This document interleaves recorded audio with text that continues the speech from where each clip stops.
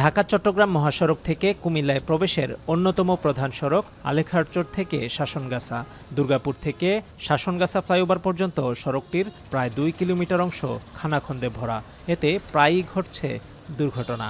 একটা গর্ভবতী মানুষে গেলে হাসপাতাল না লাগতো না, এনে মারা দেব মানুষে। হাই স্কুল, মসজিদ, মাদ্রাসা আছে, তাদের যে কত দুর্ভোগ প্রভাবিত হয় এটা একমাত্র ভুক্তভোগীরা জানেন। এই আলেখাচার বিশ্ব রোড থেকেই মনে করেন যে আপনার পুলিশ লাইন পর্যন্ত একবারে যাওয়াই যায় না ভাই, একটা ডিম মারতে সারাটা দিন চলে যায়।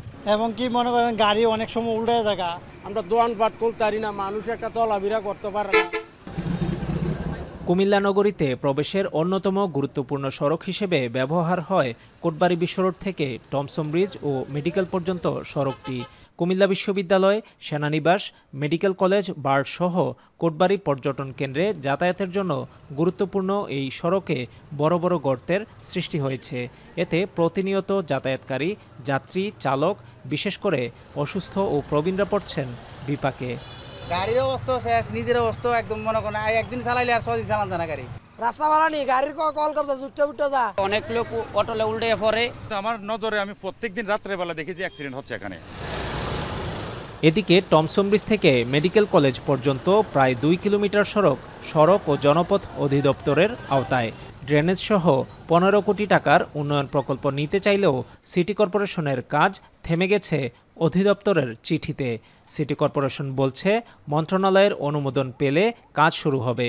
তবে অধিদপ্তর জানিয়েছে টেকসই মেরামতের জন্য প্রকল্প প্রস্তাব পাঠানো হয়েছে। অনুমোদন মিললেই শুরু হবে কাজ শুরু করার 2-3 দিনের মধ্যেই কিন্তু রোডস অ্যান্ড হাইওয়ে কিন্তু লিখিত সিটির মাধ্যমে ওনাদের আপত্তি জানাই এবং আমরা কাজ সাময়িকভাবে আমরা অফ রাখি এবং আমরা মন্ত্রণালয় এই বিষয়ে সিটি কর্পোরেশন যাতে কাজটি করতে পারে সেক্ষেত্রে আমরা কিন্তু মিনিস্ট্রিতে আমরা ছিটে দিই এবং আমরা আশা করছি এটা প্রক্রিয়াধীন রয়েছে। আমরা আশা করছি এটা দ্রুত কিন্তু এটা অনুমোদন হয়ে আসবে। ঠিকাদার নিয়োগ করতে পারলে হয়তো এই যে ওখানে আমরা রিজিট পেমেন্ট করবো, ওই ফ্লাইওভারের পর থেকে কংক্রিটের পেমেন্ট করে দিব, তো সেটা করে দিলে হয়তো বা এই প্রবলেমটা সলভ হয়ে যাবে। আর যেটা আপনি কোটবাড়ি থেকে যেটা বললেন মেডিকেল কলেজ পর্যন্ত, এইটাও আসলে আমাদের একটা প্রোগ্রাম আছে পিএমপি, এটাতে অন্তর্ভুক্তির জন্য আমরা একটা প্রস্তাব দিয়েছি। কোটবাড়ির সড়কটির নির্মাণ শেষ হয়েছে প্রায় 2 বছর আগে। নির্মাণকালেই লেগেছিল প্রায় 2 বছর। নির্মাণকালে ভোগান্তির স্মৃতি এখনও ভোলেনি যাত্রীরা।